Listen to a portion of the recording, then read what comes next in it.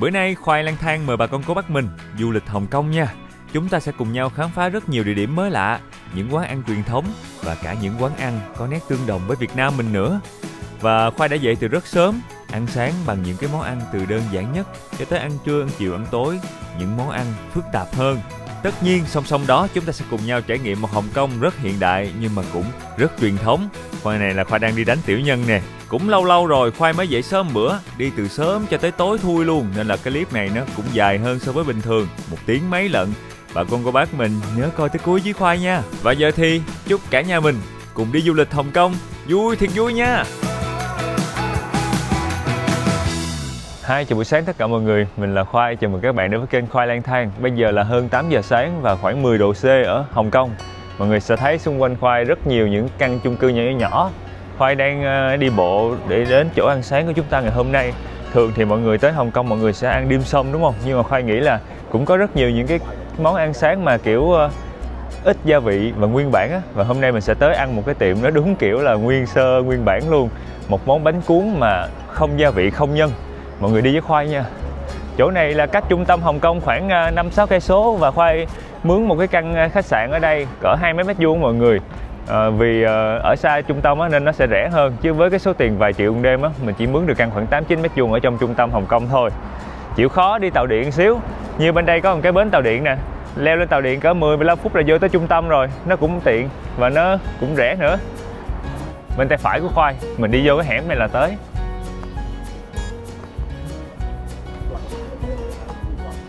Wow.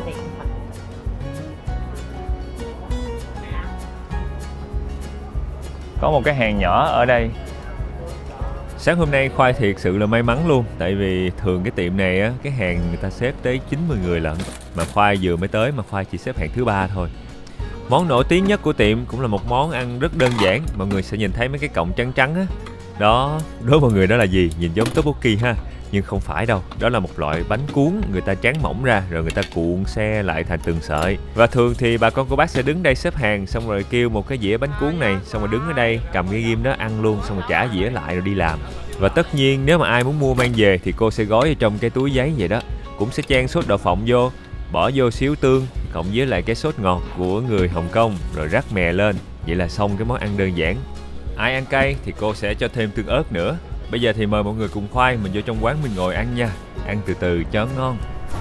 Wow. Ở đây khói bốc nghi ngút luôn mọi người. Và Khoai đây thấy rất nhiều món ăn bên tay phải của Khoai. Su có thể đi ngang đi qua nha.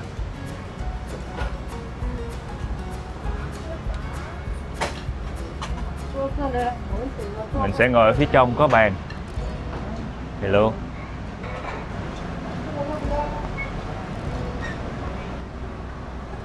Ở ngoài kia Khoai thấy người ta đang xếp hàng để mà mua mang đi á. Nhưng mà Khoai cũng không có gấp nên là Khoai ngồi lại ăn. Có rất nhiều người đang ở trong quán ăn và ăn sáng trong yên tĩnh, cho nên là Khoai cũng sẽ nói chuyện nhỏ nhỏ thôi. Mọi người thông cảm Khoai nha. Ở phía trên chúng ta có một cái menu. Nhưng mà menu này thì bằng tiếng Trung Quốc 100%. Giờ Khoai sẽ gọi món ăn bằng hình. Đến Hồng Kông mà vô mấy cái quán ăn địa phương gia đình vậy á là hiếm có người nói được tiếng Anh lắm. Cho nên là mọi người nên chuẩn bị mấy cái tấm hình mấy món ăn mình muốn ăn. Mình chỉ cần đưa ra rồi nói với mấy cô là con muốn ăn món này nè, món này là mấy cô sẽ hiểu ý rồi gọi món lại cho mình à. Thank you. Rồi cuối cùng thì cũng đã kêu đồ ăn thành công mọi người. Nói chung á là vì mình không biết tiếng của người Từ Châu á, tiếng Quảng Đông á, nên là thôi mình kêu bằng cách chỉ hình là nhanh nhất. Không gian quán á, mọi người sẽ thấy một vòng nè, rất là nhiều người đang ngồi và người lớn tuổi có, người trẻ tuổi có, và mọi người đang ăn nhiều món ăn khác nhau. Nhưng mà ở trên cái bàn ăn á có rất nhiều loại gia vị luôn, từ mè rang cho tới tương. Thank you. Dạ, hình như là còn cái đó chờ một xíu, còn cái bánh hẹ. Wow. Thank you. Tất cả đều nấm hổi. Bánh cuốn nguyên bản, xong rồi người ta chan một xíu tương đậu và tương đậu phộng. Mình rắc thêm mè rang. Tùy theo sở thích, thích ăn nhiều hay ít thì mình có thể rắc lên nhiều hay ít. Lấy thêm cây ghim rồi ăn thôi mọi người. Mình sẽ ăn cái vị nguyên bản mà chưa có chan tương ớt lên nha.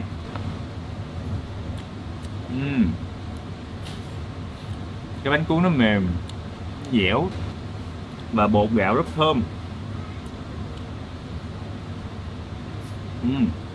Ăn chung á, cái mè rang đó nó càng thơm hơn nữa. Cái sốt này là sốt đậu phộng với sốt đen của tương. Nói chung đây là một cái loại bánh nguyên bản, nó ngon vì cái bột của bánh cuốn nó mướt ở trong miệng. Khoai nghĩ cái bánh này á mà chấm với lại nước cốt dừa kiểu miền Tây á cũng ngon dữ lắm luôn, làm Khoai nhớ mấy món miền Tây quá chừng. Khi ăn á là cái Khoai liên tưởng đến món bánh cuốn ở miền Tây á, một loại bánh làm từ bột gạo cuốn ở trong lá chuối, xong rồi cũng nhỏ nhỏ cỡ vậy nè, xong rồi ăn có thể chấm với nước cốt dừa. Mặc dù cách làm bánh này á là nó sẽ giống như là bánh cuốn, người ta sẽ tráng bột mỏng xong người ta cuốn lại, xong người ta cắt gọng dừa ăn, nhưng mà khi ăn kết cấu trong miệng, vì cái bột nó rất là dẻo và dẻ, cho nên làm cho Khoai cảm giác nó giống như một cái loại bánh mà nó đồng nhất chứ nó không phải là cuốn từng lớp lại với nhau. Cái tương đậu này nó ngọt tự nhiên á, chan cái sốt này vô, cái độ ngọt nó làm cân bằng cái vị mặn của cái tương đen trong đây. Phải có kêu thêm cái bánh hẹ của người Tiều Châu.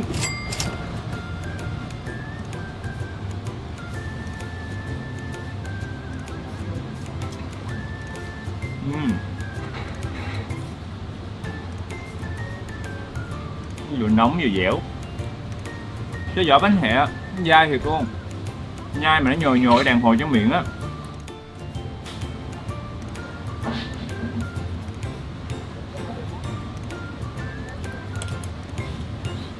Ở phía trong nhân á thì có thịt heo, thơm dầu mè, thơm hẹ, nó hơi nghiêng vị mặn.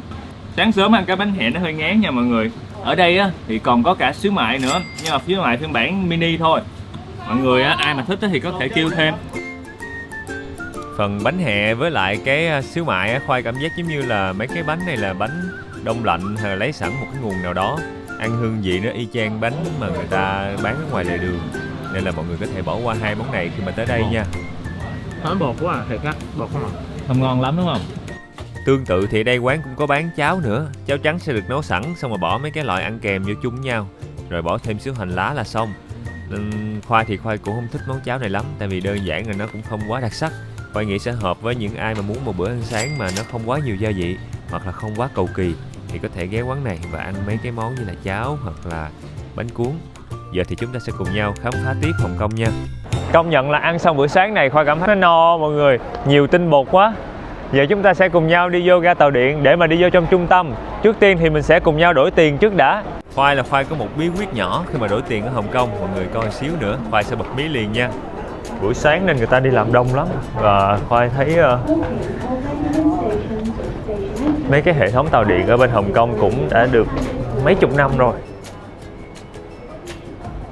Ở đây có rất nhiều những cái máy bán vé tàu điện ở đây, nhưng mà mọi người sẽ thấy không có ai đứng mua hết. Một lý do đơn giản là người ta bây giờ không có xài cái máy đó nhiều nữa, mà người ta chuyển sang xài một loại thẻ đặc biệt. Cái thẻ này mọi người có thể mua bất cứ những cái trạm ga tàu nào. Và vì chiếc thẻ đó Khoai đã tích hợp vô trong điện thoại của Khoai rồi, cho nên khi đi qua mấy cái cổng kiểm soát vé tàu điện về, Khoai chỉ cần cầm cái điện thoại của Khoai lên rồi để vô trong cái chỗ đọc thẻ. Vậy là Khoai có thể đi qua được một cách dễ dàng. Hầu hết những cái dịch vụ đi tàu, đi xe buýt hoặc là thậm chí là trả tiền những quán ăn lề đường thì người dân ở Hồng Kông đều xài cái thẻ này, Octopus. Nhưng mà Khoai hồi nãy Khoai quẹt bằng điện thoại là vì đơn giản là cái thẻ này nó có giao tiếp tầm gần á, nên là Khoai nhập vô trong cái ví ở trên điện thoại luôn. Thì khi đó mình chỉ cần cầm cái điện thoại mình quẹt vô trong cái máy đọc thì nó sẽ tự động trừ tiền trên điện thoại của Khoai. Hầu như những cái quầy dịch vụ ở những cái trạm tàu á, thì mọi người đều có thể mua được cái thẻ này. Người ta bán là khoảng 50 đô la Hồng Kông để làm tiền thế chân của cái thẻ.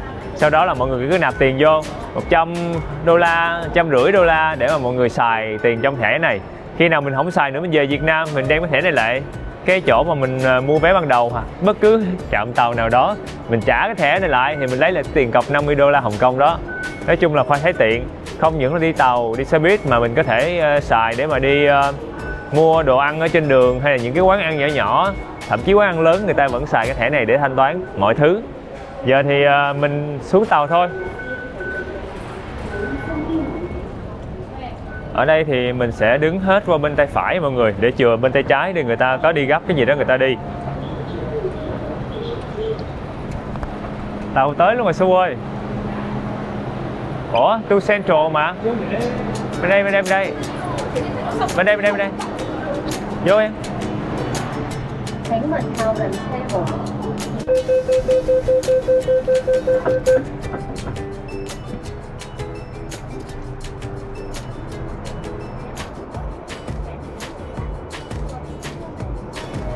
Hệ thống tàu điện này của Hồng Kông, Khoai nhớ không lầm là được xây dựng vào khoảng năm 1975.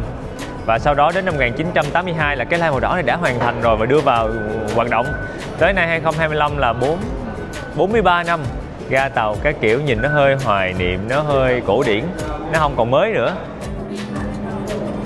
Giờ thì chúng ta sẽ cùng nhau đi đổi tiền. Một chỗ đổi tiền rất là nổi tiếng, một cái khu vực chuyên đổi tiền. Khoai hay kêu chỗ này giống như là một cái chợ Ấn Độ mọi người. Tại vì nguyên tòa nhà này rất nhiều người Ấn Độ ở đây kinh doanh và buôn bán. Ở trong đó chắc là phải 20-30 quầy đổi tiền và tỷ giá cũng tốt nhất nhì ở cái khu vực Hồng Kông này. Mọi người đi với Khoai nha. Lên khỏi ga tàu thì mình chỉ cần lấy cái thẻ Octopus hồi nãy, mình quẹt lại một lần nữa là nó sẽ tự động tính cái tiền quãng đường mình đi nãy giờ. Tổng chuyến tàu hồi nãy Khoai đi là 7,4 đô la Hồng Kông. Ở đây người ta có vẽ đường nè mọi người. Mình đi đúng cái chiều để mà không... Cô này cô đi hơi sai rồi, ở trên kia cũng sai luôn. Thôi không sao, mình đi đúng là được, kệ người ta. Đây, đi đúng cái bên của mình để không ngăn cản những người ở trên đi xuống. Rồi, chúng ta đã tới được mặt đất. Và chỗ đổi tiền của Khoai sẽ nằm ở phía xiên xiên xéo xéo kia. Mọi người thấy cái trung tâm ở trong đó không? Có cái ký hiệu tiền nè, đừng có đổi ở quầy đầu tiên, tỷ giá không tốt đâu. Đi sâu vô trong cái tòa nhà đó, mình đổi sẽ có nhiều quầy tỷ giá tốt hơn. Giờ Khoai đi bộ qua nha. Con kịp.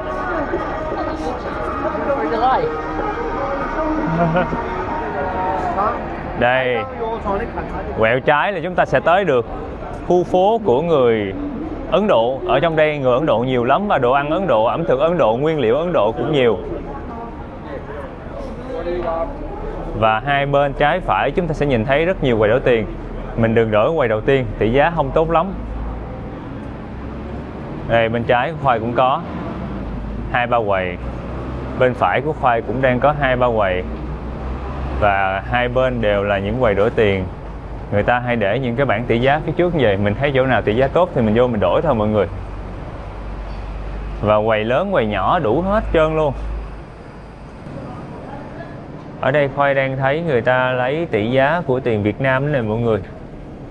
1 đồng Việt Nam đổi được 0,000298 tiền đô la Hồng Kông là tương đương tỷ giá 3.300 đồng. Vậy tỷ giá đổi bằng tiền Việt ở bên đây cũng tốt. Nếu mà ai mà không có tiền đô sẵn thì mình đổi bằng tiền Việt thì cũng không lỗ mấy. Cũng được quá ha. Nói chung cái khu trong này Khoai đếm chắc phải 10 mấy 20 mấy cái quầy đổi tiền khác nhau mà tỷ giá cạnh tranh lắm luôn. Thì mình đi mình thấy người ta để cái bảng tỷ giá bên ngoài á, chỗ nào mà tỷ giá tốt hơn thì mình đổi. Với lại mình cũng phải lựa mấy cái quầy uy tín chút nha mọi người. Kiểu mình có thể hỏi người ta là có tính theo phí commission không, có nghĩa là có tính thêm tiền hoa hồng hay là tiền phí dịch vụ đi kèm không. Tại vì có những cái quầy người ta cũng ăn gian, người ta hay để cái biển mà tỷ giá tốt á, xong mình vô mình đổi cái người ta nói tính tiền phí thêm 5-10 đô nữa, thì lúc đó tính ra là nó lại thấp hơn so với bình thường. Nên mình vô mình có thể hỏi trước là có tính phí không, còn nếu không có tính phí đúng giá trên tỷ giá thì mình đổi. Nhìn cái quầy nào mà đông người thì mình vô đổi cũng được, an toàn nhất là đi đổi những quầy đông người. Còn mấy cái quầy mà vắng teo, tỷ giá cao mà không có ai đổi thì cũng hơi rủi ro, nên là mọi người cân nhắc. Giờ chắc là Khoai sẽ vô hỏi đổi quầy này, mình đổi thêm tiền đó mình xài. Đổi cái này hả? Hay sao? Sao?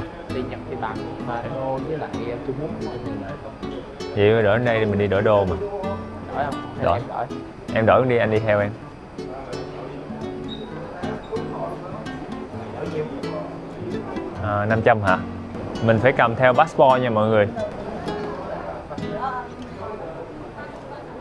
Rồi, giờ Su sẽ bắt đầu đổi tiền ở trong này. Người ta sẽ đếm tiền, kiểm tra tiền của mình là thiệt hay giả, xong rồi xác nhận với mình là mấy trăm đô. Ở trong mấy cái quầy đổi tiền này camera nhiều lắm.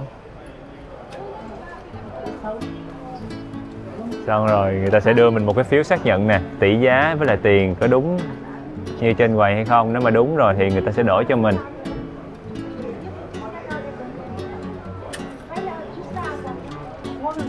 Chú dễ thương quá, chú cứ cười cười. Và kinh nghiệm á, khi mà mình lấy tiền rồi mình nên đếm tiền trước camera nha mọi người. Tại vì mình ra khỏi quầy là mình không có quyền khiếu nại hay gì nữa. Nên hãy đếm kỹ ở khúc này.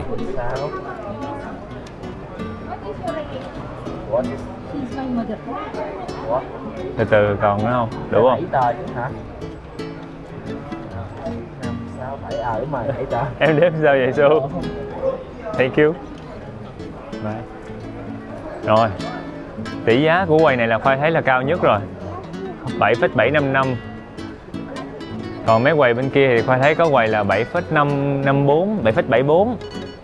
Như quầy bên đây nè, nó đang là 7,740, thấp hơn quầy hồi nãy. Thậm chí ở phía trong đây cũng có mấy quầy đổi tiền nữa. Mình cứ đi, mình lang thang, mình thấy quầy nào tốt nhất thì mình vô đổi mọi người. Ở trong đây chủ yếu là mọi người sẽ thấy là người Ấn Độ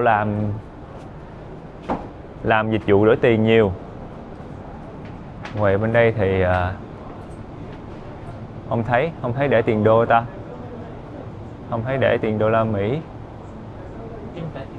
Giờ thì chúng ta đã đổi tiền xong. Khoai sẽ đi xe buýt để đi qua bên Sky 100. Mình sẽ ngắm nhìn toàn cảnh thành phố Hồng Kông từ trên cao.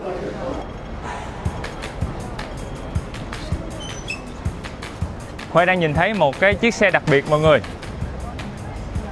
Đây là một chiếc xe mà người ta hay nói là nếu mà mình bắt gặp nó ở cái khu này là mình rất may mắn. Và Khoai nghĩ là Khoai là người may mắn ngày hôm nay. Đố mọi người chiếc xe này đang bán cái gì? Để Khoai gợi ý nha. Chiếc xe này đang bán một thứ béo béo, ngọt ngọt. Nó có hình xoắn ốc. Mọi người, ôi xin lỗi. Trời, mình nói xin lỗi với người ta hiểu không nữa. Mọi người có đoán được đó là gì không? Đó chính là kem. Và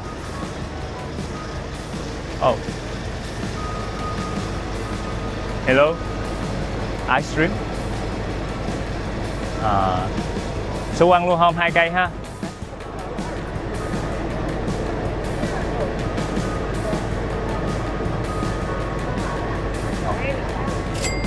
Thank you.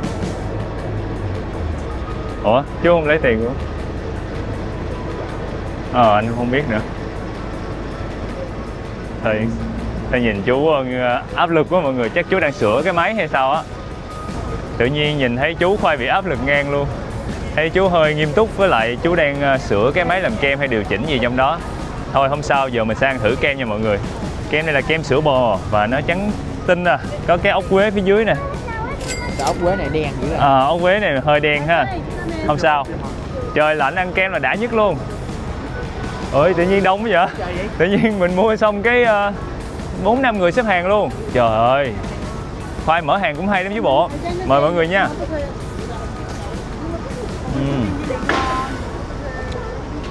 Nó béo, nó dẻo. Dẻo nhẹo luôn, thơm sữa bò. Không quá ngọt. Cái vị ngọt nó cũng vừa phải.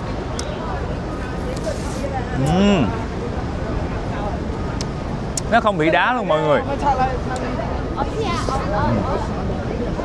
Mà cái kem này á, nó hơi nhỏ so với cái kem ốc quế bình thường Khoai hay ăn. Nên là mình ăn một cái kem nó cũng sẽ đỡ ngán. Hồi nãy Khoai thấy là giá là 13 đô la Hồng Kông, là cỡ 50.000 tiền Việt Nam mình cho một cái kem này.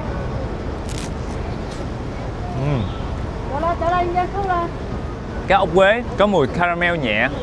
Là mùi của ốc quế hay là mùi do cái ốc quế nướng lâu nó bị cháy nó ra mùi này ta? Khoai nghĩ là do cái ốc quế này người ta cố tình nướng nó đen hơn bình thường để nó tạo ra cái mùi caramel đó mọi người.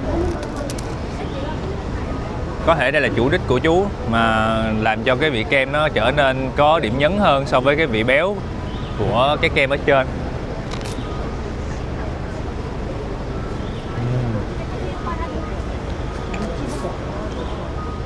Quá trời đông rồi. Giờ khỏi mua luôn.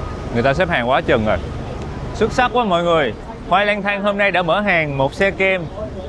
Quá, nó giỡn thôi mọi người. Thiệt ra là do xe kem này đông từ xưa giờ rồi. Và chú cũng không có bán cố định một chỗ đâu. Chú sẽ đậu ở đây vài tiếng, chú chạy lên trên kia đậu vài tiếng. Rồi người ta kêu là đi dạo vòng vòng khu này, nếu mà bắt gặp được chú thì coi như là mình may mắn. Khoai hôm nay coi như là Khoai cũng may mắn. Chỉ có điều là chú bán kem mà mặt chú nghiêm túc quá. Hồi nãy Khoai nhìn chú mà Khoai chào chú cũng xong rồi Khoai trả tiền xong rồi chú giống như là chú rất là ít nói luôn, và chú cũng không có phản hồi những cái lời chào và những cái lời cảm ơn của mình. Nên là cái điều đó là điều mà Khoai cảm thấy là hơi kiểu làm mình bị trùng cái cảm xúc xuống luôn. Tại ban đầu là Khoai rất là háo hức tới mua kem của chú. Rồi bây giờ mình sẽ đi thẳng ở phía trước và mình sẽ ăn một món ăn. Món đó là một món vừa nướng, vừa chiên mà cũng vừa hấp vừa luộc. Mọi người có đoán được chưa? Dạo này Khoai thích đố, kiểu đố để mọi người có thể tò mò đoán chung với Khoai á. Nhưng mà chắc là khoảng vài phút nữa mọi người sẽ biết món đó là món gì liền. Đi thôi. Đường phố ở đây Khoai thấy người ta đi bộ nhiều lắm. Một phần là vì phương tiện công cộng rất phát triển, cho nên là việc đi bộ rất phổ biến. Ui, ở phía trước mặt Khoai có nguyên một cái hàng cây cổ thụ đẹp lắm. Wow, đẹp quá chừng luôn. Nhìn xanh mát ghê. Cái con đường này cũng có một cái tên rất đặc biệt mọi người. Đó là đường Hải Phòng. Ở Hồng Kông có tới 2-3 con đường đặt tên theo các thành phố ở Việt Nam mình á. Hải Phòng là Sài Gòn, Hà Nội. Đố mọi người vì sao? Tại vì khoảng đầu thế kỷ 20 năm 1909 thì ở Hồng Kông người ta bắt đầu đổi tên các cái con đường thành những cái thành phố lớn mà có giao thương, có buôn bán, có nhiều hoạt động thương mại với Hồng Kông. Và Hải Phòng là một trong những thành phố đó. Đó là lý do con đường này có tên là Hải Phòng. Ở đây có một cái chợ này, cái chợ cũng tên là chợ đường Hải Phòng. Tự nhiên đi ở bên Hồng Kông mà thấy chữ Hải Phòng làm nhớ Việt Nam quá chừng. Thèm đồ ăn Việt Nam. Ở bên Hồng Kông cũng có mấy nhà hàng Việt Nam hả? Dễ thương lắm, đẹp lắm mà giá cao lắm mọi người. Một tô phở bên đây bán tới 100 đô la Hồng Kông là khoảng 350 tiền Việt Nam một tô phở. Phía bên tay phải của Khoai mọi người sẽ nhìn thấy một cái giàn giáo bằng tre. Đây. Và Khoai thấy ở bên Hồng Kông á, hổm rày Khoai đi á, từ mấy công trình mà lớn hoặc nhà dân dụng người ta cũng hay xài giàn giáo bằng tre lắm. Wow. Trước mặt mình là một hàng dài đang xếp hàng. Đó chính là cái tiệm mà Khoai nói hồi nãy. Một cái món bánh vừa chiên, vừa nướng, vừa luộc, vừa hấp.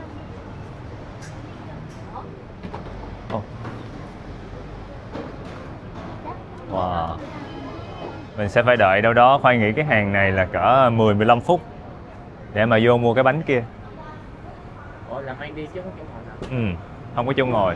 Chỉ có cái chỗ mà đứng, có cái bàn bar nhỏ nhỏ. Thường những cái tiệm mà bán đồ ăn á mọi người, mà để cho khách xếp hàng về á là có chủ đích hết trơn à. Nhất là ở những tiệm đồ ăn người Hoa, ở Đài Loan, ở Hồng Kông, ở Trung Quốc, hoặc là kể cả ở Hàn Quốc, Nhật Bản. Người ta sẽ làm từng mẻ chậm chậm. Chủ yếu là thứ nhất là khách mà đợi một hàng dài như vậy sẽ tạo một cái hiệu ứng là tò mò từ những người xung quanh. Người ta thấy là sao cái tiệm này xếp hàng đông dữ vậy, thì người ta tới người ta mua nhiều hơn. Thứ hai nữa là mình đứng đây lâu á, cái mình mỏi chân, mình đói bụng, mình nghe mùi đồ ăn hấp dẫn, kích thích vị giác của mình, hồi mình ăn nó sẽ ngon hơn nữa. Cái hàng khi mà Khoai đi qua phía bên đây là sẽ còn dài vô trong đây nữa, rồi mình đi vô trong đây mình mới mua bánh ở chỗ này. Cho nên là hồi nãy Khoai đứng ở đầu ngoài kia, Khoai nhìn là Khoai tưởng ít, ai về vô trong đây lại thấy nhiều. Ở đây có nhiều loại lắm mọi người. Đây là cái vị truyền thống này, từ thịt heo. Còn bên đây là tôm, bên kia là vị cay hơn. Ở dưới này còn có cả nấm truffle đen, mì nữa. Tùy vào sở thích mọi người, nhưng mà Khoai lại thích cái tôm nhất với lại cái truyền thống. Mà Khoai cũng thích ăn cay, Khoai cũng thích ăn cái cay kia nữa. Có một điều hơi khác biệt với những nhà hàng mà đông khách, ở đây lại không thanh toán bằng tiền mặt mọi người, mà lại xài Octopus này, hoặc là những cái ứng dụng chuyển khoản Google Pay hoặc Apple Pay hoặc Visa, Mastercard. Rồi Su sẽ mua bên đây, Khoai sẽ xin qua bên đây để Khoai nhìn thấy quy trình trong bếp. Tương tự như mấy cái nhà hàng người Hoa khác thì ở đây người ta cũng cho mình nhìn thấy quy trình làm món ăn luôn. Bột mì sẽ được cắt mỏng ra, sau đó là bỏ nhân vô trong. Tùy vào loại nhân, ở đây nhiều loại nhân lắm mọi người. Có cả tôm, có cả nấm truffle, có nhân thịt heo truyền thống. Và sau khi đầy một cái khay bánh á, thì chú sẽ cất vào trong cái ngăn mát tủ lạnh. Rồi khi nào mình cần á, thì sẽ đem ra chiên. Tiệm thì Khoai thấy có hai cái chảo cạnh nhau. Một cái là vừa mới làm bánh xong thì cái thứ hai sẽ bắt đầu được chú vệ sinh cạo hết mấy cái phần khác, rồi đổ dầu mới vô để mà nấu mẻ mới. Hai mẻ lúc nào cũng song song vậy để đảm bảo là luôn luôn có bánh nóng, bánh mới cho khách ăn. Và sau khi mà chú chất đầy bánh vô trong, kín mít luôn nha, không chừa một cái lỗ hở nào, thì mình sẽ bắt đầu bật bếp lên và chiên bánh dưới dầu. Ở phía dưới bánh này ban đầu sẽ là dầu á. Dầu chiên sẽ giúp cho đế bánh nó giòn, nó cứng, và đặc biệt là tạo ra mùi thơm mà không thể nào tạo được bằng cách hấp thông thường. Và sau khi mà đế bánh bắt đầu giòn rồi, chú sẽ múc một ca nước, chú rưới đều lên và đậy nắp liền luôn. Và nước sẽ bốc hơi lên, và hơi nước sẽ giúp cho bánh nó sẽ có kết cấu đặc biệt ở phần trên, giống như một loại bánh hấp.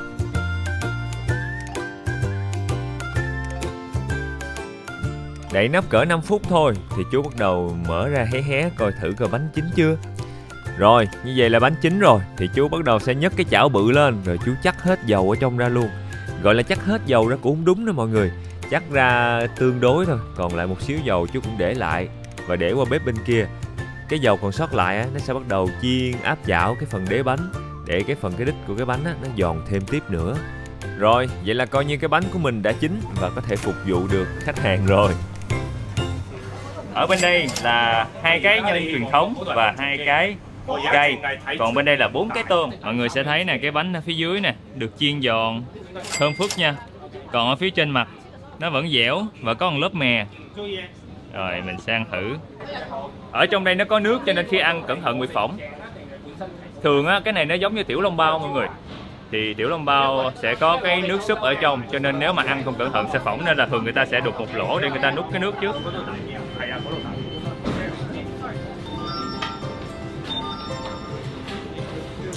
Nóng quá.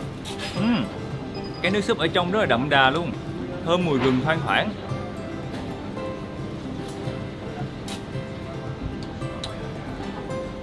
Nhưng mà nóng thiệt sự luôn, Khoai đang không dám cắn.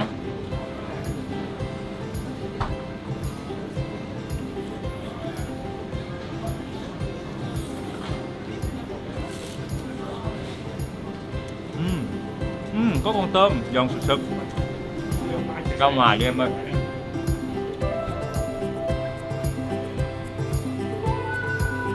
Khoai đã đi ra ngoài rồi, cho sáng sủa, với lại ở trong đó cái đường người ta đi qua đi lại trong cái hẻm trong nhà. Hình dáng của cái bánh bao, mọi người sẽ thấy cái đáy của nó sẽ được chiên, còn ở phía trên mặt thì vẫn mềm.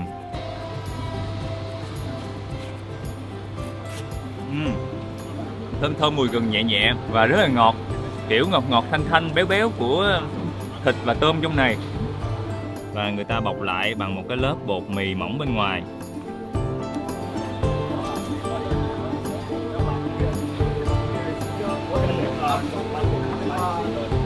Tôm giòn, sần sật, thoang thoảng mùi gừng, béo béo. Cái vỏ bánh nó sẽ hơi dai nhẹ và nó không có bị dày.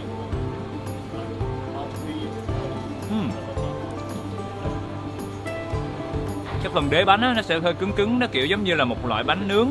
Rồi cái bánh ở phía trên thì lại dẻo dẻo mềm mềm. Trong ruột bánh thì lại có nước, vừa giống một cái bánh nướng, vừa giống một cái bánh hấp, mà lại vừa là giống như ăn tiểu long bao mà mọi người hay ăn ở bên Đài Loan á. Nó rất là giòn. Nhưng mà có một cái bất tiện khi mà ăn ở tiệm này á, là vì không có bàn ghế ngồi lại, cũng không có muỗng, nên là mình ăn cái món này nó có nước nó chảy tùm lum. Mà giá của một cái phần ăn nhỏ này nó cũng đã tương đương giá của một tô mì bò lớn ở Hồng Kông rồi. Cho nên là Khoai thấy là tiệm đông khách như vậy mà không có đầu tư thêm bàn ghế cho khách ngồi cũng hơi kỳ.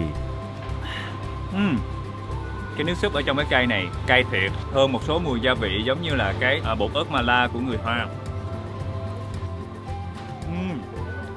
Cái nhân thịt heo này người ta cũng đã ướp có ớt ở trong đó nên nó có màu đỏ đỏ. Cách làm bánh bao này gần giống như là tiểu long bao. Gelatin đó là cái nước mà người ta hầm từ da heo, người ta sẽ để cho nó lạnh lại, nó đông lại thành thạch, người ta cắt thành từng cục nhỏ nhỏ rồi người ta dồn chung với lại nhân. Sau khi mà hấp nấu cho nó nóng lên thì nó sẽ tan chảy ra thành nước trở lại. Và chính cái kiểu mà mọng nước ở trong này nó làm cho bánh bao khi mình ăn mình cảm giác nó rất là tươi mới, nó rất là ngọt nhưng mà cũng rất dễ phỏng miệng. Và sẽ ăn thử cái truyền thống nha. nó cũng chỉ có nhân thịt bình thường. Khoai thích nhất chắc là nhân tôm mọi người. Ăn uống no say rồi, giờ thì mời mọi người cùng Khoai mình cùng nhau tới một tòa nhà đặc biệt, tòa nhà cao nhất Hồng Kông. Do Hồng Kông đất chật người đông mà, cho nên rất nhiều nhà cao tầng và những cái căn chung cư hoặc những tòa nhà văn phòng mà cao trên 200 m, nhiều dữ lắm luôn. Và tòa nhà cao nhất Hồng Kông ngày hôm nay mình tới có độ cao 484 m. Mời mọi người đi với Khoai nha. Trước tiên thì mình sẽ cùng nhau bắt xe buýt tới đó đã. Cách đi phương tiện công cộng ở bên Hồng Kông cũng dễ lắm mọi người. Mình chỉ cần có Google Maps rồi mình chọn nơi mình muốn tới. Khoai sẽ tới Sky 100 nha. Sau mình chọn chỉ đường. Thì khi mà chỉ đường á, nó sẽ ra những cái tùy chọn nè. Đi bằng xe hơi, đi bằng xe máy, đi bộ 1 tiếng 4 phút lần. Trời ơi, đi bộ chắc rồi gãy chân ở 1 tiếng đồng hồ. Hoặc là đi bằng phương tiện công cộng. Thì ở đây sẽ có những cái phương tiện, đây là tàu nè. Nhưng mà đi tàu thì đang bị bất cập là mình phải đi 2 line tàu khác nhau, nó đi vòng xuống. Nên là Khoai sẽ chọn đi bằng xe buýt. Xe buýt thì chúng ta sẽ có 2 chuyến khác nhau. Chuyến xe buýt màu đỏ này 281A, 296D 15 phút, hoặc là chuyến 50 này. 2 chuyến này đều được tương đương nhau. Thì mình sẽ chỉ cần nhấn vô thì trên bản đồ Google Maps sẽ chỉ cho mình biết là mình sẽ đứng ở trạm nào, rồi đợi bao nhiêu phút, mấy phút nữa sẽ tới tàu, tới xe. Thì mình chỉ cần đi bộ ra đúng cái trạm xe buýt rồi mình đi thôi mọi người. Lên đúng cái xe, cứ đi theo bản đồ thôi. Ủa, xe 50 đi được luôn kìa. Không kịp rồi. Ở tàu á, ở cái chỗ mà đứng đợi xe buýt đó mọi người, sẽ có những cái bảng. Đây là tên, số hiệu của những cái chuyến xe buýt sẽ đi qua đây. Khoai đang đợi chuyến 281A. Đây là Khoai sẽ đứng ở đây đợi. Ôi lên trên lận anh ơi. Rồi, xe của mình đã tới. Cửa sau là người ta đi xuống, mình lên là cửa trước nha mọi người. Vẫn như cũ, xài điện thoại quét thôi.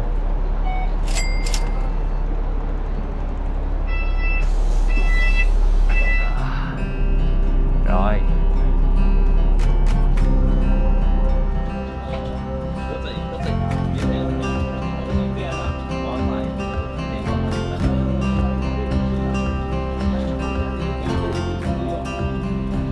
Mọi người sẽ thấy ở trên đường phố của Hồng Kông thì thường sẽ là phương tiện công cộng nè, taxi nè, chứ xe cá nhân thì tỷ lệ không nhiều.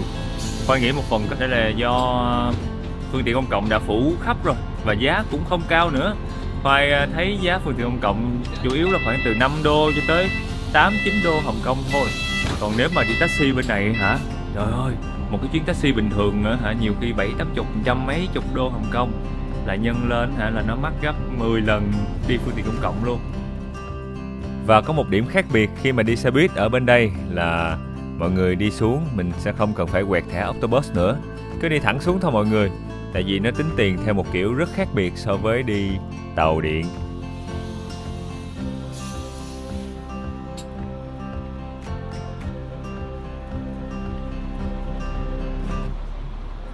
Cao dữ lắm luôn. Giờ thì mình sẽ cùng nhau vô trong đó rồi mình sẽ đi thang máy lên trên, mình ngắm nhìn toàn cảnh thành phố Hồng Kông. Có một cái điều khác biệt khi mà tính tiền giữa đi xe buýt và đi tàu điện á mọi người. Mọi người lên tàu điện thì quẹt cái thẻ Octopus nó sẽ không trừ tiền liền, mà khi mà mình ra khỏi trạm tàu nó mới trừ. Nó sẽ tính theo kiểu là đi bao nhiêu trạm thì tính tiền bao nhiêu. Còn đi xe buýt thì vừa mới lên xe quẹt một cái tích thôi là tiền đã trừ rồi. Vì đơn giản xe buýt ở đây sẽ không có tính tiền theo số lượng trạm mà sẽ tính tiền theo tuyến. Mình lên ngay trạm đầu tiên hay lên cái trạm gần cuối thì người ta vẫn tính là nguyên một trạm, nguyên một cái đoạn dài là khoảng tầm 5 đô cho tới 8-9 đô tùy theo cái trạm đó, cái tuyến nó dài hay ngắn. Nhưng mà nếu mà đi ngắn hay đi dài Khoai thấy là nó cũng rất là rẻ so với taxi. Hay là thường Khoai đi hay là Khoai cứ lên là quẹt thôi chứ cũng không có để ý là mình đang ở đầu trạm hay là cuối trạm nữa. Đây mới là tên chính xác của tòa nhà mọi người. Sky 100 chính là cái tầng 100 của tòa nhà này, nơi đặt cái đài quan sát thôi. Nãy Khoai hay quen gọi là kêu là Sky 100.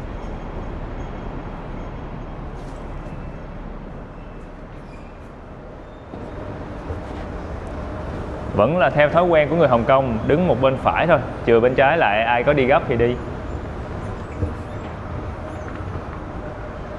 Ôi, sao vắng quá vậy?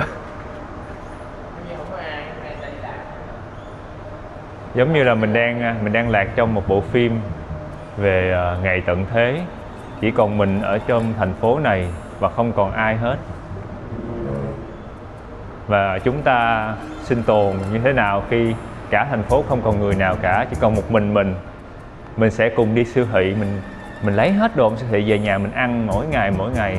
Xong rồi mình sẽ ở trong những căn biệt thự hạng sang, ở trong những tòa nhà cao cấp nhất.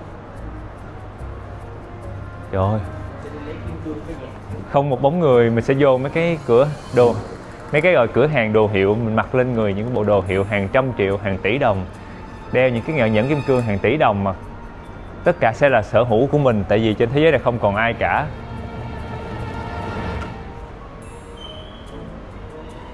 Ủa sao không có ai hết vậy trời?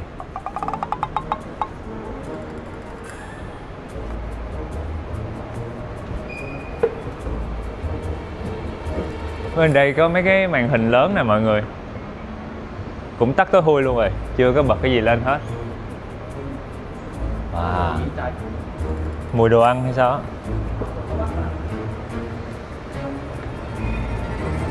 Quầy bán vé cũng không có ai luôn. Trái đất này thuộc về Khoai rồi mọi người ơi.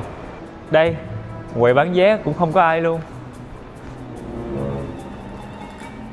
Chỉ có một mình ở nơi đây. Wow.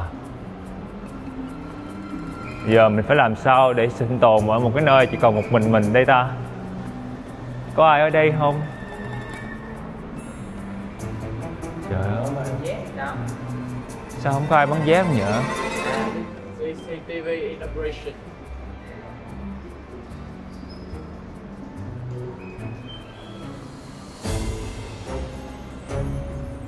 Đi một vòng nè, không có một người nào ở đây luôn.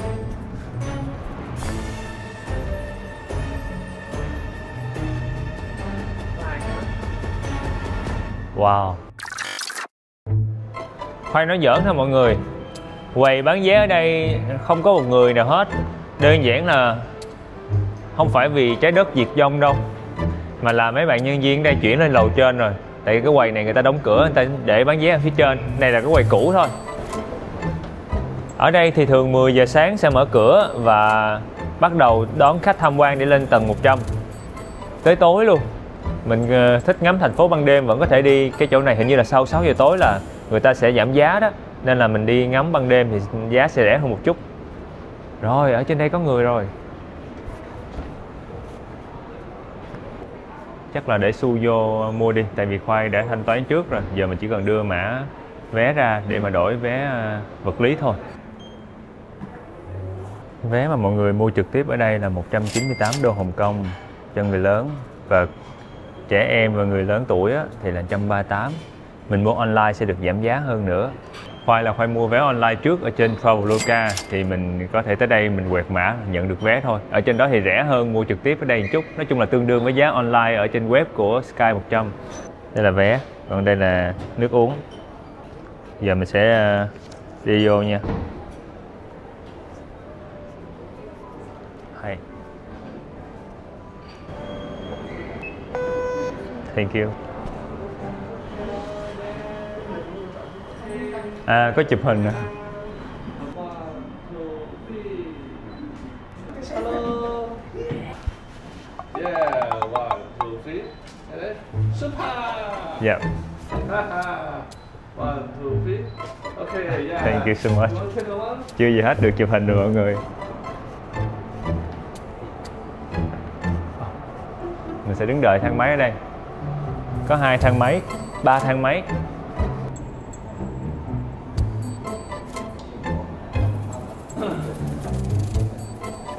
Trời ơi. Wow. Để Khoai coi đếm thử coi bao nhiêu giây nó sẽ lên tới tầng 100 nha. Ở đây nó có một cái màn hình này. Ôi. Trời ơi, ù tai luôn á trời ơi. Ù tai luôn. Nhanh lắm.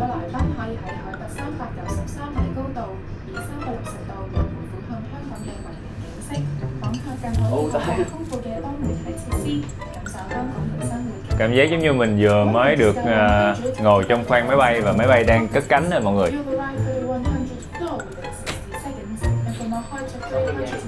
Viettel là trong We'll take you on a 360-degree voyage across the city and through the extensive multimedia exhibits into the lives and culture. Người ta nói là đây lên tới tầng 100 chỉ trong khoảng 1 phút thôi, 60 giây. Khoai bị ù tai rồi. Khoai đếm ở đây là 1 giây nó đi được bao nhiêu mét ta? Nhiều lắm á, nó chạy thiệt nhanh luôn kìa. Rồi, tầng 100 rồi, 393 mét. Mời mọi người đi Khoai. Hi. Thank you.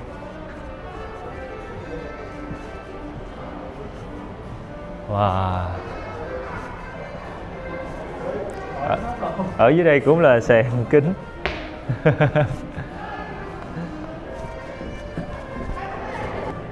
Wow.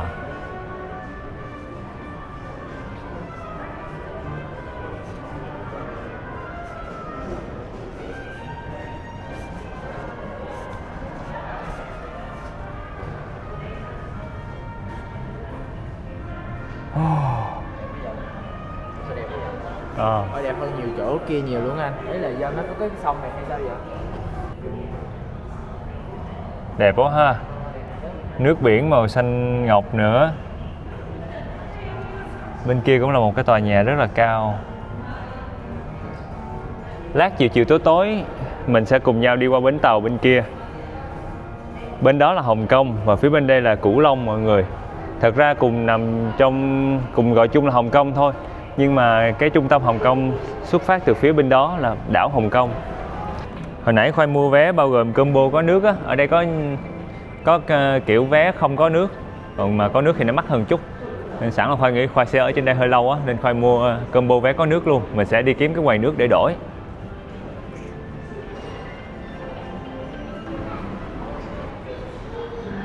Wow, công nhận là cảnh đẹp thiệt mọi người ơi. Kiểu hôm nay là trời hơi xấu rồi đó. Chứ mà Khoai nghĩ mà trời trong xanh hả, chắc là còn đẹp hơn nữa. Phía bên dưới này mọi người sẽ nhìn thấy có một cái hầm nè, xe sẽ chạy xuyên qua biển để qua bên kia đảo Hồng Kông. Hai bên của đảo Hồng Kông với lại Cửu Long nó kết nối với nhau bằng 3 cái hầm sông. Ở đây một cái, giữa kia một cái và đầu bên kia một cái. Và chưa kể là những cái tàu điện nữa. Với lại sẽ có những con phà để mình có thể đi chậm ngắm cảnh. Từ chỗ này thì chúng ta có thể nhìn thấy được bao quát 360 độ toàn Hồng Kông luôn. Và mọi người sẽ nhìn thấy nhiều chung cư lắm. Chung cư xây san sát nhau mà cao tầng.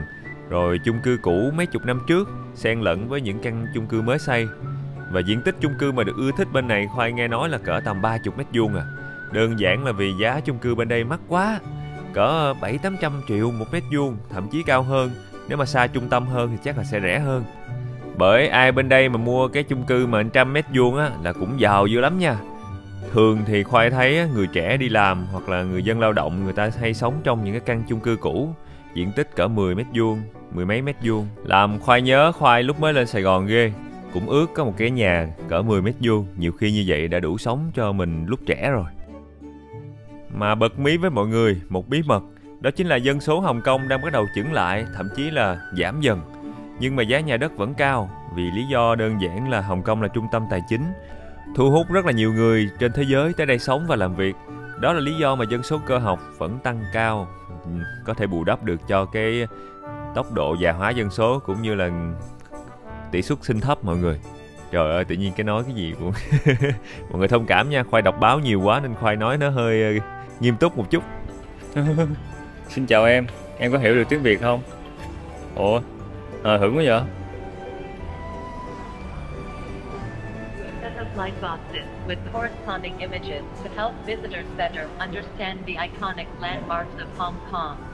Looking across the harbor, you can see the Central Business District. Giống như bà robot vừa mới nói thì cái khu đối diện đó chính là cái khu tài chính của Hồng Kông, rất nhiều tòa nhà văn phòng ở đó. Nhìn toàn cảnh hơn á, thì vịnh biển Victoria chia cắt hai bên Hồng Kông và Cửu Long. Bên tay trái của chúng ta chính là trung tâm tài chính của Hồng Kông và mọi người sẽ nhìn thấy có một tòa nhà cao cao đó. Đó chính là cái tòa nhà cao nhì Hồng Kông, cao tới 415 mét. Và bên phía tay phải của chúng ta là nơi mà mình đang đứng, tòa nhà cao nhất Hồng Kông, 484 mét. À, quầy cà phê của chúng ta ở đây. Có chữ cà phê 100 nè.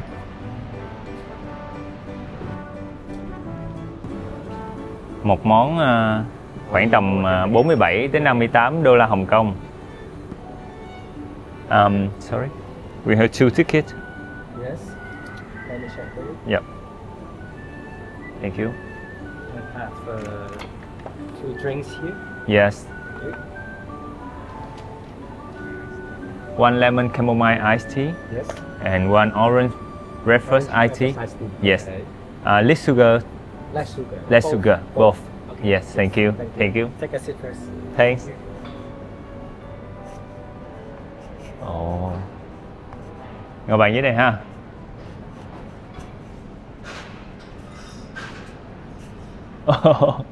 Đẹp quá. Ngồi đây hay đây? Em ngồi kia đi. Thôi đây cũng được. Đảo mọi người. Cảm giác như là mình bao trọn quán cà phê, không có nhiều khách lắm. Thank Oh. you. Okay, thank you so much. Lemon chamomile iced tea, orange breakfast. Yeah, thanks. Chamomile có một bậc này đó. Trà hả? Dạ. Lạc lắm ơi, lạc nhất rồi. Yeah. Vậy mà không có sợ là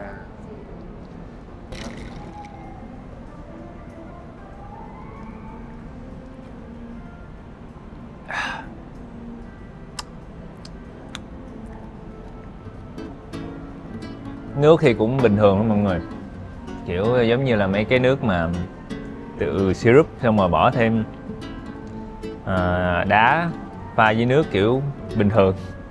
Nhưng mà quan trọng là cái view rất đẹp và mình có một chỗ ngồi thoải mái. Anh Khoai nghĩ là nếu mà mọi người mua vé thì có thể mua cái combo mà có nước luôn, mình ngồi lâu được. Uống xong ly nước thì Khoai ra chỗ quầy nhận hình. Thì hình này là mình sẽ cần phải trả 198 đô la Hồng Kông cho một tấm hình.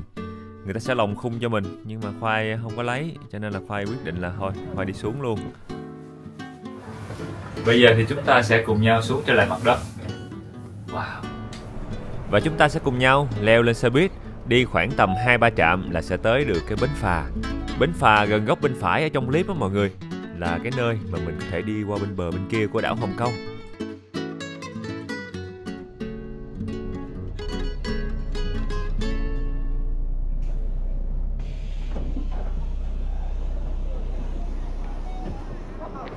Khoai vừa mới tới được bến phà ở phía bên đây Cửu Long và Khoai bây giờ sẽ đi phà qua bên kia. Ở bên bến phà này mình có thể đi qua khu trung tâm của đảo Hồng Kông hoặc là mình qua cái khu Wan Chai. Có 2 bến. Khoai sẽ qua khu Wan Chai tại vì Khoai sẽ để dành khu trung tâm Hồng Kông cho tập sau. Cái tập mà Khoai đi cái thang cuốn dài nhất thế giới hay sao mọi người?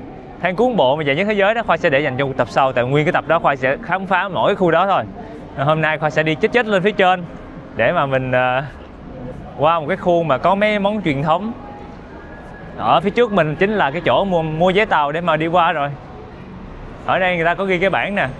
Cái này là phà để mà đi tới khu trung tâm Star Ferry to Central. Mình sẽ đi cái khu Wan Chai nên mình sẽ đi chỗ khác.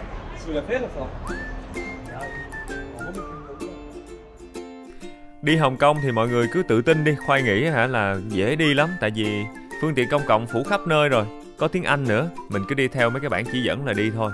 Khoai là cứ nhìn bảng chỉ dẫn rồi mình đi theo, có mũi tên đàng hoàng. Giờ mình sẽ quẹo qua tay phải là khu Wan Chai. Nói chung ở đây mấy cái bảng chỉ dẫn cho phương tiện công cộng á, cũng dễ nhìn, dễ theo lắm. Nên là mọi người cứ tự tin mà đi. Với lại có tiếng Anh, song ngữ với lại tiếng của người dân ở đây.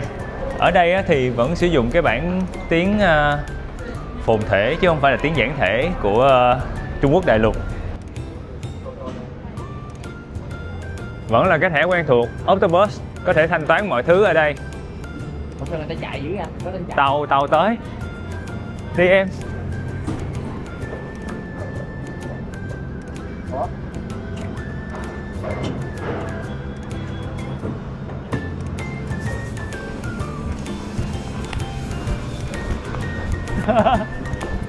Mọi người đoán thử coi là Khoai có kịp đi cái chuyến phà này không? Chạy quá trời chạy, thấy ai cũng chạy là mình cũng chạy theo.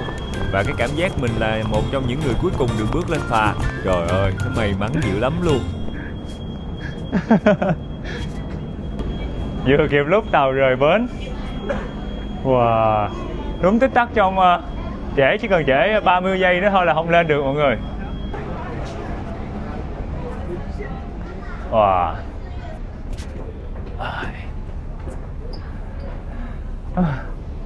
Hai tòa nhà cao nhất Hồng Kông, bên kia là tòa nhà cao thứ hai Hồng Kông. Phải chạy, phải sợ rớt cái mảnh này xuống quá chừng luôn. Để wow, bên kia có một cái tàu vừa mới xuất bến luôn. Phía trước mặt chúng ta là tòa nhà cao nhất Hồng Kông hồi nãy mình mới lên trên đó. Và bên tay trái, bờ bên kia đảo Hồng Kông, chúng ta có tòa nhà cao thứ nhì Hồng Kông, 88 tầng, Khoa nhớ không lầm là vậy. Rồi bây giờ mình sẽ cùng nhau qua bên kia bờ. Hồi nãy bao nhiêu tiền không nhớ luôn. Nhớ nhiêu tiền không?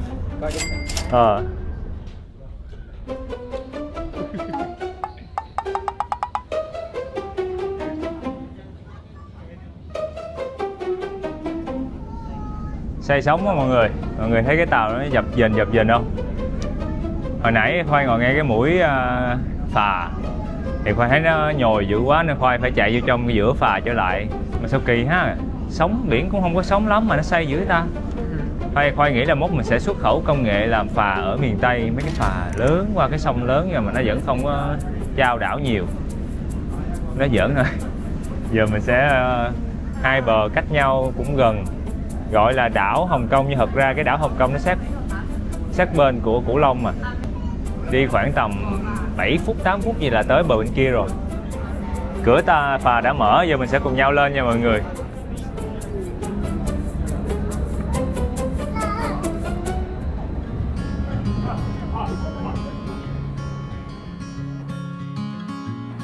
Và chào mừng mọi người tới với đảo Hồng Kông. Gọi là đảo Hồng Kông chứ thật ra Hồng Kông lớn bây giờ là nó bao gồm luôn cả Cửu Long bên kia luôn mọi người. Và đảo Hồng Kông đây chính là nơi khởi nguồn cho sự phát triển của cả Hồng Kông rộng lớn hiện tại. Hồi xưa là Khoai nhớ không lầm là sau chiến tranh Nha Phiến lần thứ nhất thì đế quốc Anh người ta lấy được Hồng Kông về và xem đây là một vị trí chiến lược vì cảng nước sâu nè, xong rồi vị trí đặc biệt để mà tiếp cận với cả châu Á nữa, cho nên là Hồng Kông lúc đó được đầu tư và phát triển như là một trung tâm tài chính, giao dịch, cảng các kiểu. Rồi sau chiến tranh Nha Phiến lần thứ hai, bán đảo Cửu Long sau đó gộp chung vào Hồng Kông. Rồi sau này năm 1997 thì trao trả lại Hồng Kông cho Trung Quốc đại lục. Tương đối như vậy thôi. Bây giờ chúng ta sẽ cùng nhau đi kiếm cái gì đó. Sáng giờ mình ăn nhiều đúng không? Khoai nghĩ là mình có thể uống cái gì đó. Bên tay phải của Khoai chính là quán sữa ngày hôm nay mình sẽ vô. Mọi người sẽ thấy phía trước quán có nguyên một cái tủ lớn. Người ta hấp rất là nhiều sữa trong đây, sữa bò và nhiều vị khác nhau luôn nha. Giờ mình sẽ đi vô trong.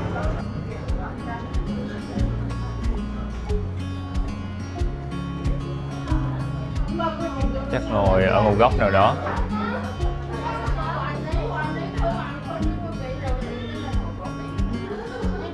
Dạ, ok. Ok, vô trong góc ngồi cũng được. Cái ghế này nhỏ lắm, cái ghế này chắc là đúng kiểu ngồi đủ một người tại vì nó dướng chết tường. Rồi bỏ cặp qua bên đây. Chờ Khoai xíu nha, Khoai gỡ cái này ra. Menu được đem tới liền ngay lập tức. Ở đây thì mọi người sẽ thấy thường sẽ có sữa hấp thôi, nóng lạnh. Có thêm trứng nè, cũng là phiên bản nóng lạnh. Wow, đúng kiểu thiết kế một cái quán truyền thống mà mọi người. Nhìn giống như là cái quán này đang bị đóng băng lại thời mấy chục năm trước vậy đó. Bàn ghế, rồi tường, rồi kể cả mọi thứ trong quán. Phía bên kia kìa, chị kia chỉ đang lấy mấy cái sữa trong tủ lạnh ra. One steam milk cold and one ginger steam milk hot. Người ta kêu đó là sau khi mình gọi món xong thì đồ ăn của mình sẽ được đem ra không tới 1 phút. Khoai sẽ ngồi đếm thử có như là mọi người đồn nha. 15 giây, 20 giây, cỡ 25 giây. Rồi Khoai thấy chị đó, chị bắt đầu qua bên kia. Chị lấy sữa ở trong tủ ra. Rồi là 2 cái tô sữa của Khoai đã được lấy ra ngoài. Giờ tới cái bánh toast. Chị ơi, hết 30-40 giây rồi, chị có kịp đem món ra cho em trước 1 phút không?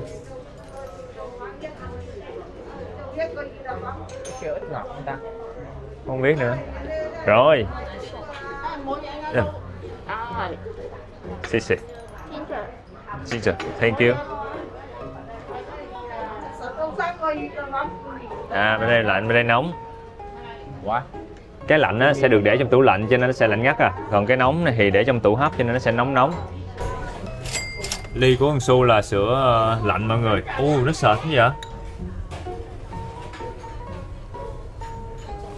Chắc là mình sẽ thử xin một miếng sữa lạnh trước. Nó ngọt. Mọi người sẽ thấy có một cái lớp dán sữa trên mặt. Nhưng mà sữa này cũng đặc luôn. Nên là cảm giác giống như là một cái chén sữa chua vậy.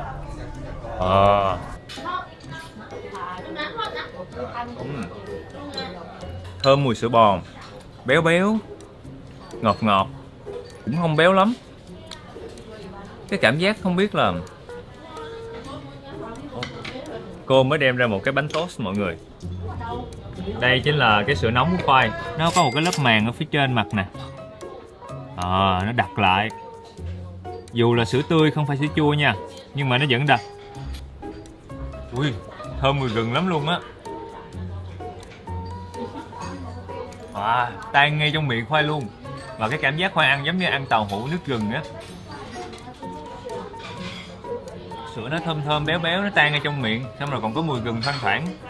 Y chang tàu hũ nước đường mà có gừng ở trong đó vậy á. Món này thì Khoai thấy không có gì đặc biệt mọi người. Thứ nhất là sữa nó hay bị tách nước nè, Khoai múc lên nó bị chảy nước ra. Thứ hai là hương vị cũng không quá nổi bật. Và cách phục vụ thì kiểu cũng giống như gia đình đó mọi người, không quá niềm nở. Ủa cái này nó mềm hơn. Nó nóng nó mềm hơn. Giống là hũ nước gừng quá. Khi mình ăn gần hết nó sẽ còn một cái lớp nước như vậy.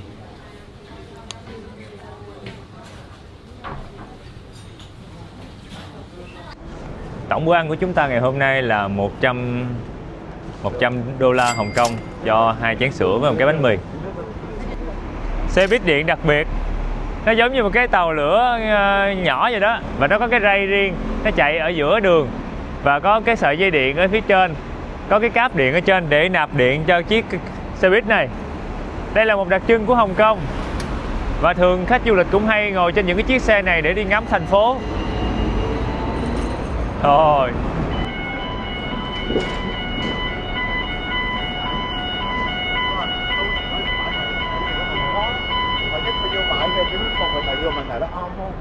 Khoai đang đứng đợi chiếc đinh đinh của Khoai tới. Cái vỏ của nó kìa, giống như là bằng thép xong rồi sơn tĩnh điện bên ngoài, nhìn nó rất là hài cổ luôn.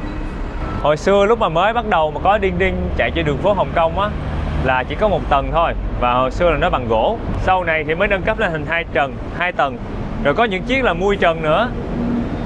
Ở Hồng Kông thì người ta vẫn bảo tồn những chiếc đinh đinh điện 2 tầng và mui trần để cho khách du lịch có thể tới đó để trải nghiệm và tham quan. Một ngày thì như Khoai nhớ có 3-4 chuyến à. Và mình sẽ mua vé và đặt vé trước và nó khởi hành ở những bến cố định. Mời mọi người lên xe với Khoai nha. Khoai sẽ lại quẹt thẻ Octobus. Ủa? Hãy đi đường kia em ơi.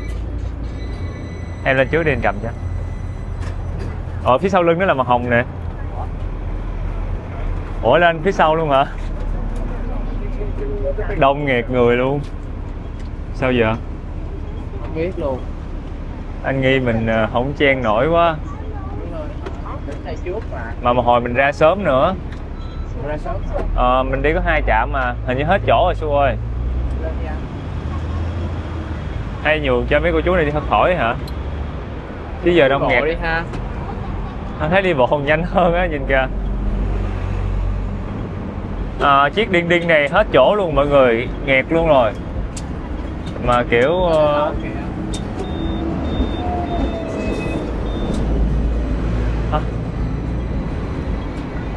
vô là kịp á. Cuối cùng thì chúng ta đã không lên được đinh đinh. Quá nhiều người mà xe thì không đủ chỗ. Trời tối luôn rồi. Đây, bên tay phải của Khoai là cái quán mà mấy cô đang đứng nè. Wow. Ở trước tiệm người ta treo rất là nhiều bò nhưng mà nó đã bị hơi nước làm mờ hết trơn hết trọi. Do hồi nãy chúng ta không lên được xe đinh đinh để mà tới chỗ ăn tối, cho nên là Khoai quyết định là mình ghé một cái tiệm ăn ở gần đây để ăn tối luôn. Tiệm này nằm ngoài kế hoạch, ban đầu Khoai không tính ghé đâu, nhưng mà thấy cũng nhiều người dân địa phương nè, Xong người ta trang trí đồ ăn ở trước tiệm nhìn cũng hấp dẫn. Nguyên một cái nồi lòng bò, thịt bò quá trời bự luôn. Nên là Khoai đoán bữa ăn ngày hôm nay chắc là sẽ ngon á. Bà con cô bác mình thấy cái chú đang trụng một cái loại sợi trắng trắng, có liên tưởng tới cái sợi gì giống ở bên Việt Nam mình không? Chắc là mọi người cũng có sự liên tưởng gần giống khoai. Vì cái sợi này cũng được làm chung từ bột gạo và cũng được tráng mỏng, sau đó cắt thành sợi, nên là gần giống với sợi phở bên mình. Chú đầu bếp chú thấy Khoai đang quay phim cho nên là chú mới lấy cái nước lèo chú chế lên trên đồ lòng rồi thịt để nhìn cho hấp dẫn hơn. Mà công nhận không cần chú chế đâu, để im vậy Khoai cũng thấy hấp dẫn quá chừng rồi, làm thèm phá lấu quá trời. Sau khi mà trụng nóng xong sợi hủ tiếu mềm thì chúng ta sẽ bắt đầu để thịt, để lòng bò lên trên. Xong rồi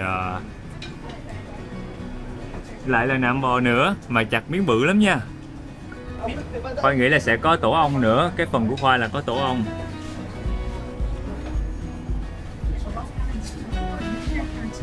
À có gân nữa mọi người, đây là cục gân.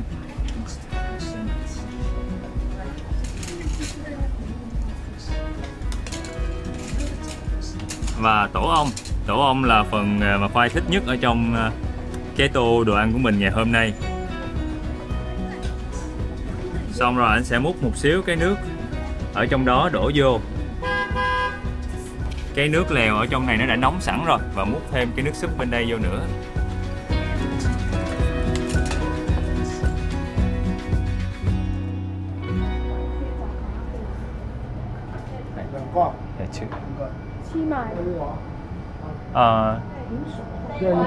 Yeah, that's okay. Không có bàn mọi người nên là mình ngồi ở bàn nhỏ này thôi, còn bàn lớn là dành cho khách đông.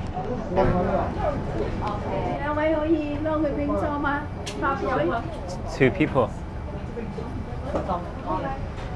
Cô kêu qua đây. Ngồi bàn ghế thôi cũng được, sao ngồi đại đi.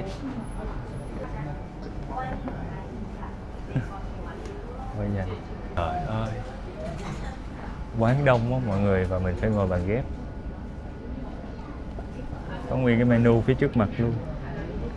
Ăn gì? Này nè, nhiều sao? Hai này hả? Cái này là lộn xộn hả?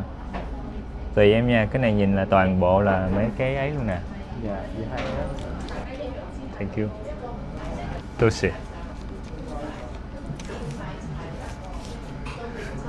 Đang giờ ăn cho nên quán đông lắm, bây giờ mình phải ngồi ghép với lại một bạn ở phía trước mà, nên là mọi người cũng thông cảm nha. Hơi muốn quay gì thì cũng sẽ hơi khó để mọi người có thể nhìn thấy đồ ăn, nhưng mà thôi lâu lâu mới có một bữa vô một cái quán đông như vậy, mình cũng thông cảm cho quán. Nhưng mà Khoai đã rất may mắn, ngồi đâu đó cỡ 10 phút thì Khoai thấy có cái bàn trống kia, nên quyết định là Khoai đổ qua cái bàn trống luôn. Hấp dẫn quá. Người ta để cho mấy người không ăn hành hả? Ai không ăn hành thì không cần phải pha vô. Ủa phở hả? Nhìn giống xài phở không? Y chang xài phở luôn. Y chang xài phở đúng không? Wow, nhưng mà nhiều bánh quá ha. Nhiều thì. Trên đây người ta có muỗng ngò với hành, người ta để riêng về dành cho những người nào không ăn được ngò. Khoai ăn được, Khoai đổ cho em đây. Thậm chí là Khoai còn muốn xin thêm một người mà người ta cho ít quá. Ở đây Khoai có kêu thêm dĩa rau nữa. Ồ, hấp dẫn ha. Có một xíu dầu hào lên trên. Cái này gọi là cái gì trời, nhìn cái sợi này kêu phở bò cũng không đúng, tại vì nó đâu phải phở. Này Khoai kêu là hủ tiếu bò đi nha, tại cái sợi này giống sợi hủ tiếu của người Hoa ở Việt Nam mình á. Nó cũng tương tự giống như là sợi phở, tại vì cũng sẽ dùng bột gạo tráng mỏng ra và cắt đều thành những cái sợi vừa vừa ăn như vậy. Khoai sẽ húp chút nước lèo nha.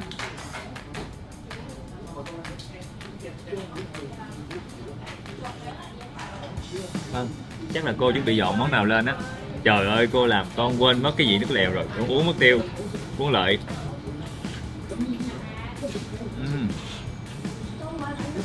Hơi nghiêng về vị mặn, nhưng mà kiểu đậm đà, thơm mùi bò, giống như là có thảo quả trong đây mọi người, và một số vị thuốc bắc. Với lại mấy cái món hầm mà có bỏ lòng bò vậy, nó sẽ có một cái mùi gọi là mùi lòng bò thoang thoảng. Nó không phải hôi đâu mọi người, mà nó là cái mùi đặc trưng. Món phá lấu của Việt Nam mình cũng sẽ có cái mùi đó.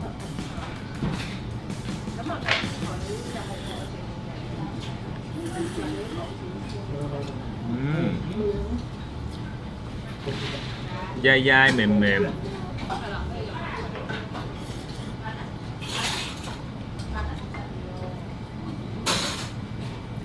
Thật lòng mà nói thì nó giống bánh phở tới 90%. Và ở Việt Nam mình cũng có những tiệm phở người ta xài cái bánh phở mà nó hơi dai giống như vậy.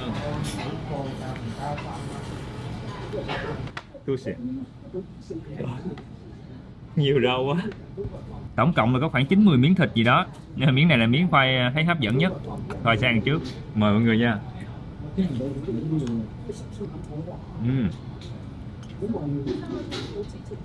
Dai dai, mềm mềm. Trong mong đợi của khoai á, là nó sẽ hơi có sần giòn sật sật, nhưng mà cái đây không có giòn mọi người, nó sẽ mềm và dai.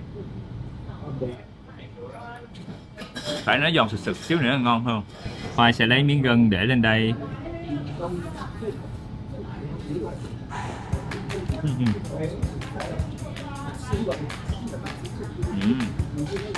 Miếng gân nó dẻo dẻo, mọi người có thể nhìn thấy miếng gân nè.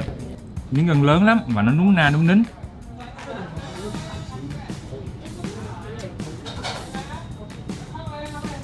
Công nhận dẻo, ngon. Nó sẽ hơi mặn hơn cái nước lèo. Có thể là do người ta ngâm ở trong cái nước mà hầm á, nó lâu quá nên thấm gia vị vô trong. Cái cảm giác của khoai đang ăn á, giống như ăn lẩu bò ở Việt Nam mình vậy đó. Cái nạm bò thịt nó hơi cảm giác giống như là bị nấu lâu quá, nó hơi bở bở.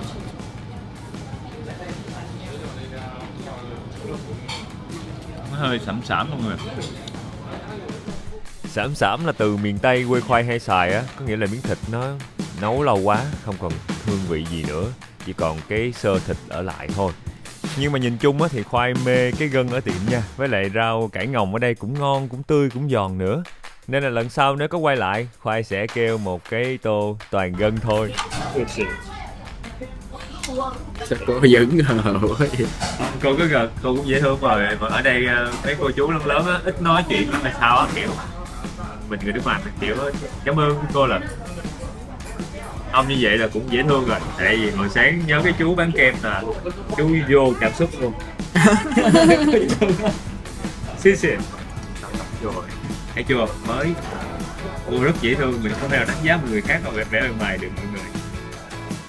Giờ thì no quá chừng no rồi, chúng ta sẽ cùng nhau đi lang thang dọc đường phố ở bên khu Hồng Kông này, coi có gì thú vị nha. Chắc chắn là có điều bất ngờ. Mà ở đây không biết có vậy không? Bữa em coi em thấy là nó để cái con thuyền nhân ra, xong bà đó bà kêu con nhỏ nó đạp 7 lần, dùng hết sức đạp bể cái đó 7 lần. Tiểu nhân á, xua đuổi tiểu nhân à. Mọi người ơi, Khoai đang thấy phía trước mặt Khoai có một nơi đặc biệt. Chỗ này giống như là người ta xua đuổi tà ma tiểu nhân gì á.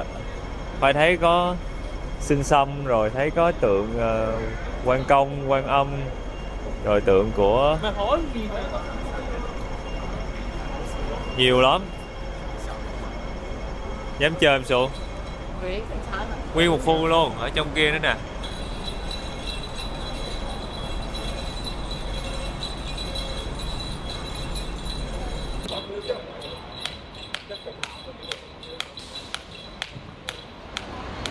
Ở đây á, là mấy cái dịch vụ kiểu đánh tiểu nhân nè, rồi cầu mong cho may mắn nè, rồi đuổi xui xẻo nè, rồi cầu mong tiền tài sức khỏe nè, hay là chọn ngày lành tháng tốt nè.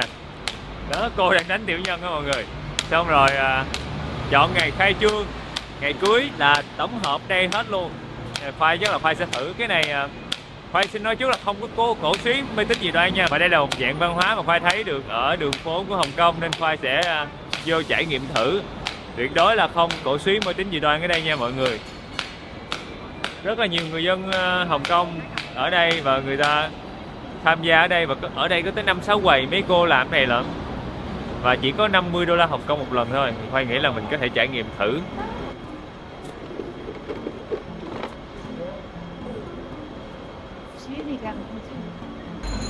Mình viết tên với lại ngày tháng năm sinh lên mọi người.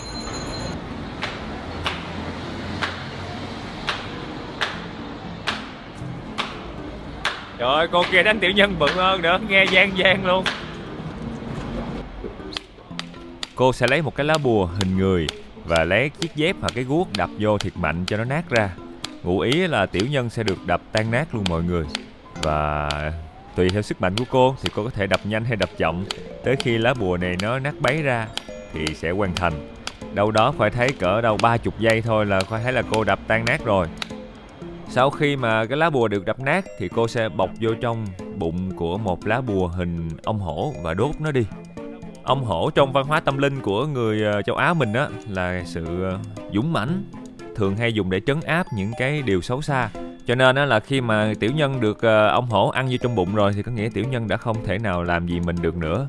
Tất nhiên là về mặt niềm tin thôi nha mọi người. Sau đó thì cô còn làm một số cái động tác để mà cầu phúc cho Khoai và xua đuổi những cái không may mắn ra khỏi người Khoai nữa. Tính ra Hồng Kông là một nơi rất hiện đại, nhưng mà Khoai thấy vẫn tồn tại những cái truyền thống, những cái điều mà nó hơi dân gian song song với nhau. Mọi người sẽ nhìn thấy có cả những người trẻ lẫn những người lớn tham gia cái việc mà đánh tiểu nhân hoặc là cầu bình an như vậy. Miễn là chúng ta đừng có lạm dụng cái điều này. Tại vì nếu mà lạm dụng hoặc là mình không tỉnh táo thì nó sẽ thành mê tín dị đoan. Nhưng mà hãy xem đây giống như một liệu pháp trị liệu tâm lý dân gian, giúp cho mình có một cái tâm lý thoải mái hơn, dễ chịu hơn mỗi khi mà lo lắng điều gì đó. Xong rồi mọi người giờ trả tiền thôi. Trả tiền xuống. Xê xê.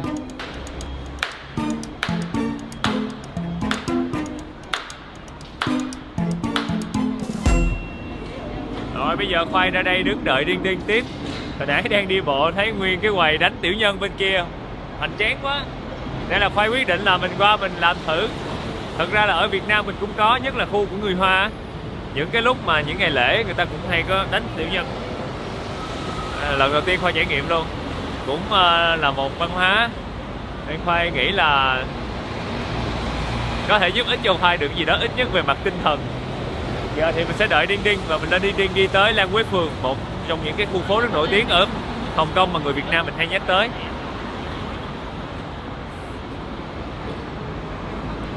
Xe Đinh Đinh thì nó cũng sẽ có một cái cổng dành riêng cho mình đi lên và một cái cổng dành riêng cho mình đi xuống. Chỉ có khác là nó có 2 tầng. Thì mình sẽ đi ra phía sau xe, tại vì cái cổng lên nằm ở phía sau. Mà thiệt tình là Khoai không biết nên kêu chiếc Đinh Đinh là tàu hay là xe nữa. Tại vì nó nhìn giống xe buýt nhưng mà lại chạy trên đường ray. Khi mà mình lên xe thì mình sẽ không cần phải trả tiền hay là quẹt thẻ Octobus đâu. Mình sẽ chỉ trả khi mà mình đi xuống. Và giá vé nó đã cố định một vé rồi, một giá tiền, không cần phải lo lắng gì hết. Khoai quyết định là đi lên trên lầu để mà mình ngồi ngắm cảnh. Nhưng mà đây chính là một quyết định sai lầm của Khoai. Tại vì ngắm cảnh là chỉ có một phần thôi. Phần lớn chiếc xe nó sẽ cho mình một cảm giác rất là đặc biệt, giống như là mình đang đi chơi trò chơi mạo hiểm mọi người.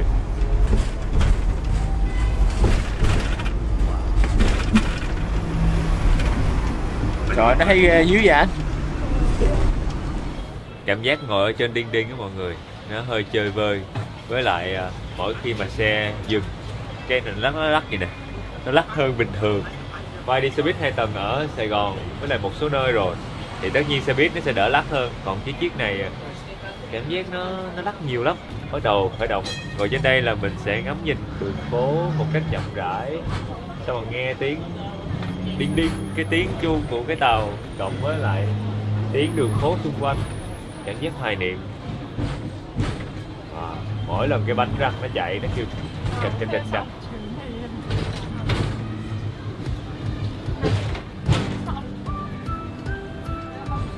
Đinh Đinh cho Khoai một cảm giác rất đặc biệt.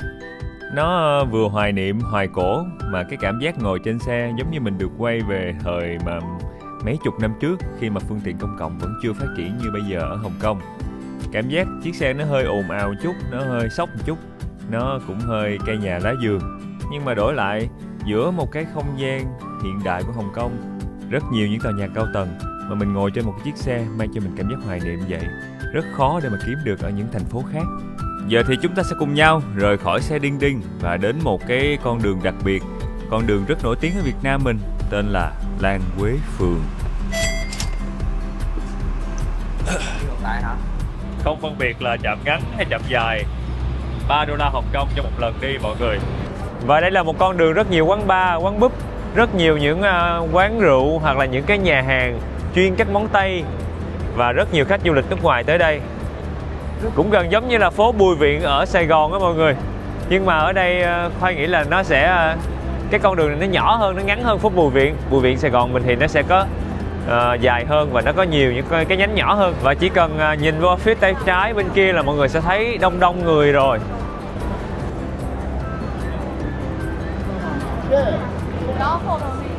Và chào mừng mọi người đến với Lan Quế Phường. Bên kia có một cái tiệm để là Chicago. Phía bên đây có một cái tiệm, một cái bar ngoài trời. Và kể cả xa xa đằng kia có mấy cái búp nhỏ nhỏ nhìn ra con đường. Khoai sẽ đi hẳn lên trên đó thử coi còn gì nữa không. Ở trên sân thượng cũng có mấy quán bar nữa.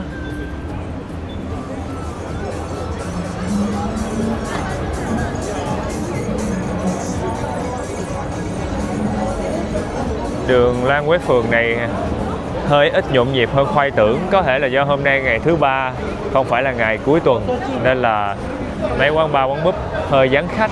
Với lại người ta đóng cửa cũng nhiều nữa.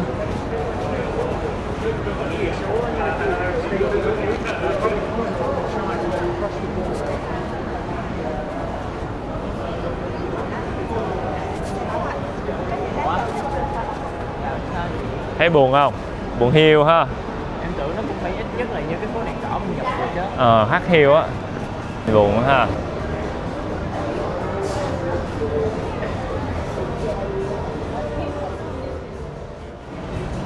Sao Sư thấy đường Lan Quế Phường sao? Không giống như tưởng tượng. Tưởng nó là cái gì đó khủng khiếp. Không giống như tưởng tượng à? Hơi chán đúng không? Hơi vắng nữa. Có 2-3 tiệm à. Rồi tới đây là hết đường rồi nè mọi người. Tới đây là hết cái đường Lan Quế Phường rồi. Rồi chúng ta đã đi được một vòng rồi.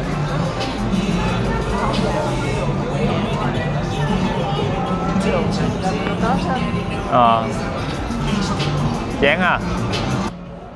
Vậy là chúng ta đã kết thúc được chuyến tham quan Lan Quế Phường. Khoai nghĩ là đường này sẽ vui và nhộn nhịp vào lúc cuối tuần nè, lễ Tết nè. Còn những ngày đầu tuần hay là trong tuần bình thường như hôm nay thì buồn hiu mọi người. Mấy quán bar thì quán mở quán không, rồi khách thì vắng teo à. Nhạc thì cũng siêu siêu. Nên là ở Việt Nam mình đi Bùi Viện vui hơn. Ở đây thì Khoai thấy là người nước ngoài thôi chứ người địa phương cũng không nhiều. Trời ơi, nhìn buồn lắm luôn. Khúc này thì Khoai cố gắng đi thêm một cái vòng nữa, đi qua mấy con đường bên cạnh thì cũng không có khả quan hơn. Cho nên là Khoai nghĩ là chúng ta kết thúc ngày hôm nay ở đây cũng được rồi. Quá nhiều hoạt động rồi, để dành năng lượng ngày mai là đi chơi tiếp. Cảm ơn mọi người đã coi tới đây và hẹn gặp lại mọi người ở tập sau nha. Mình là Khoai lang thang. Nếu có gì mà không thích á thì nhờ bà con cô bác mình hãy bình luận ở phía dưới. Cảm ơn tất cả mọi người. Chào tạm biệt.